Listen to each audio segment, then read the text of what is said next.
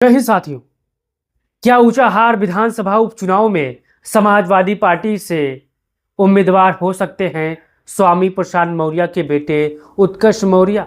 क्या स्वामी प्रसाद मौर्य एक बार फिर से समाजवादी पार्टी में शामिल होंगे और समाजवादी पार्टी की संगठन को मजबूत करेंगे? साथियों, ऊंचाहार एक ऐसा विधानसभा है जहां समाजवादी पार्टी 17 में भी जीती थी, 22 में भी जीती है साथियों। और ये सीट ऐसी है कि समाजवादी पार्टी के यहाँ पर एक गद्दार विधायक चुनाव जीता है। वो गद्दार विधायक का नाम है मनोज पांडे। समाजवादी पार्टी ने इन्हें अपने पीछे, अखिलेश यादव ने, आपने सदन में देखा होगा, इस शख्स को अपने पीछे बनाया, बैठाया, मुख्य सचेतक पद भी दिया जो सभी को मिलता नहीं है। यानी हर काम में अखिलेश यादव कोई बड़ा फैसला लेते हैं तो उससे पूछ कर, उससे विचार विमर्श कर कर ही लेते थे साथियों। लेकिन इतना बड़ा धोखेबाज निकला कि अखिलेश यादव भी हैरान हो गए। चलिए वो बात की बात है, लेकिन अब अखिलेश यादव लगातार एक्टिव है, लगातार उन क्षेत्रों की फीडबैक ले रहे हैं जहां पर उपचुनाव होने हैं और जहां पर विधायकों की सदस्यता रद्द करवानी है। अब यह ऊंचाहार विधानसभा एक ऐसा विधानसभा है जहां पर 2017 के चुनाव में स्वामी प्रसाद मौर्य के बेटे ने मनोज, यानी समाजवादी पार्टी के उस समय मनोज पांडे को चुनौती दी थी, लेकिन उत्कर्ष मौर्य चुनाव हार गए थे। अब चर्चाओं का बाजार गर्म है। लखनऊ से लेकर दिल्ली तक सब अटकलें लगा रहे हैं कि स्वामी प्रसाद मौर्य समाजवादी पार्टी में शामिल हो सकते हैं और उनके बेटे उत्कर्ष मौर्य को समाजवादी पार्टी उम्मीदवार बना सकती है। चलिए यहाँ पर फटाफट जान लेते हैं कि जातीय समीकरण क्या है और कौन सबसे बेहतर यहाँ पर उम्मीदवार हो सकता है। हर पार्टी यहाँ पर किसको उम्मीदवार बनाती है। तो मैं आपको बता दूं यहाँ पर कितने लोग 2022 में चुनाव लड़े थे साथियों। पहला नाम है मनोज कुमार पांडे जो समाजवादी पार्टी से चुनाव लड़े थे। अमरेश बहादुर निर्दलीय लड़े थे। कौशलेंद्र सिंह निर्दलीय लड़े थे। शिव कुमार निर्दलीय लड़े थे। अमरपाल मौर्य जो भारतीय जनता पार्टी से लड़े थे साथियों। अंजलि मौर्य बसपा से लड़ी थी।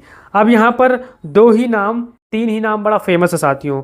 एक तो है अमरपाल मौर्य, फिर अंजलि मौर्य। तो यहाँ पर मौर्य बिरादरी से दो लोग हो गए। अब यहाँ पर दो क्यों यहाँ पर सबसे महत्वपूर्ण है मैं आपको बता दूं, क्योंकि यहाँ पर जो कि मौर्य समाज का वोटर है वो निर्णायक भूमिका में होता साथियों। यहाँ पर स्वामी प्रसाद मौर्य के बेटे 2017 में भारतीय जनता पार्टी के संबल से चुनाव लड़े थे और समाजवादी पार्टी के प्रत्याशी मनोज पांडे को वहाँ पर बहुत ही जबरदस्त टक्कर दी थी, लेकिन सपा अंतिम में वो सीट जीत गई थी साथियों। मैं आपको बता दूं उत्कर्ष मौर्य स्वामी प्रसाद मौर्य के बेटे हैं और संगठन की जिम्मेदारी मजबूती भी इनको पता है, क्योंकि स्वामी प्रसाद मौर्य अपने बेटे को हर वो गुण सिखा रहे हैं जो एक नेता में होनी चाहिए। मैं आपको बता दूं सपा के साथ जाने वाले जुड़ेंगे 27% वोट साथियों, क्योंकि 6% यादव इस सीट पर हैं तो सपा के साथ हैं, 18% मुस्लिम भी सपा के साथ हैं, 3% अन्य जातियाँ सपा के साथ हैं।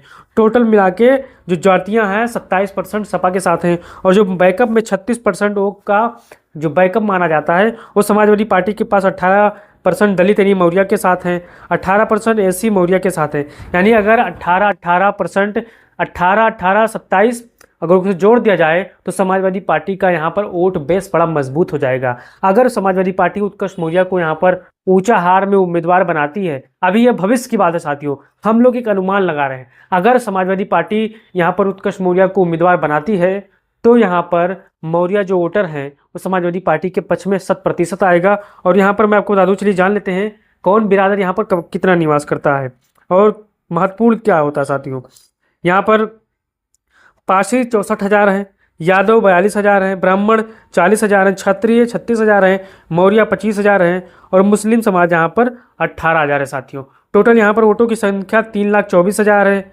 टोटल 1,71,000 यहाँ पर पुरुष हैं, 1,52,000 यहाँ पर महिलाएं हैं। अभी 2022 का आंकड़ा है, क्योंकि यहाँ पर लोग वोटरों की संख्या बढ़ी है। अब 2024 का जब आंकड़ा आएगा तब आपको हम बताएंगे। अब आप बताइए कि यहाँ पर सबसे दमदार उम्मीदवार मौर्य जाति का ही हो सकता है, क्योंकि यहाँ पर वोट बेस को साधना है। 2022 के चुनाव में अखिलेश यादव ने यहाँ पर ब्राह्मण समाज को टिकट दिया था, चेहरे को टिकट दिया था, जिसकी यहाँ पर संख्या है 40,000। अब यहाँ पर पासी उम्मीदवार हो सकता है या मौर्य जाति का उम्मीदवार हो सकता है या यहाँ पर किसी अन्य जाति का उम्मीदवार हो सकता है। आप अपना राय दीजिएगा। अगर स्वामी प्रसाद मौर्य के बेटे उत्कर्ष मौर्य को अखिलेश यादव यहाँ पर टिकट देते हैं तो ये जीत भी शानदार हो सकती है साथियों, क्योंकि यहाँ जो समीकरण है वो समाजवादी पार्टी के पक्ष में है। अगला समाजवादी पार्टी के साथ है, समझो कुछ प्रतिशत, मुसलमान भी 100% समाजवादी पार्टी के साथ हैं, यादव 100% समाजवादी पार्टी के साथ हैं और जो हमारे पारसी समाज है वो लगभग 90% समाजवादी पार्टी के साथ है। और यहाँ पर मुस्लिम और प्लस मौर्य समाज अगर यहाँ पर उत्कर्ष मौर्य को यहाँ पर टिकट दिया जाता है तो समाजवादी पार्टी यहाँ काफ़ी मजबूती के साथ चुनाव लड़ेगी और भारतीय जनता पार्टी को यहाँ पर शिकस्त देगी, क्योंकि यहाँ पर समाजवादी पार्टी के साथ PDA पिछड़ा दलित अल्पसंख्यक वोटर काफ़ी मजबूती में है। अगर यहाँ पर मौर्य जी को टिकट दिया गया जाता है तो ये भी बहुत मजबूती के साथ चुनाव लड़ेंगे। भारतीय जनता पार्टी अगर समाजवादी पार्टी के जो गद्दार विधायक उनको टिकट देती है तो इस बार भारतीय जनता पार्टी फिर यहाँ पर हारेगी, क्योंकि जो फार्मूला है पिछड़ा दलित अल्पसंख्यक का वो समाजवादी पार्टी में ही फिट बैठता है। आप देख के चलिए, क्योंकि मुस्लिम वोट भी सपा के साथ है, यादव वोट भी सपा के साथ है और अन्य छोटी छोटी जातियां भी समाजवादी पार्टी के साथ जुड़ी रहती हैं साथियों, हर चक्कर में, हर तरह के चुनाव में। तो आप इस वीडियो में अपना राय दीजिएगा कि स्वामी प्रसाद मौर्य के बेटे उत्कर्ष मौर्य को उम्मीदवार बनाया जाए या न बनाया जाए, या कितना अच्छा प्रत्याशी हो सकते हैं। अपने साथियों तक इस वीडियो को भेजिए। जय हिंद, जय भारत, जय समाजवाद।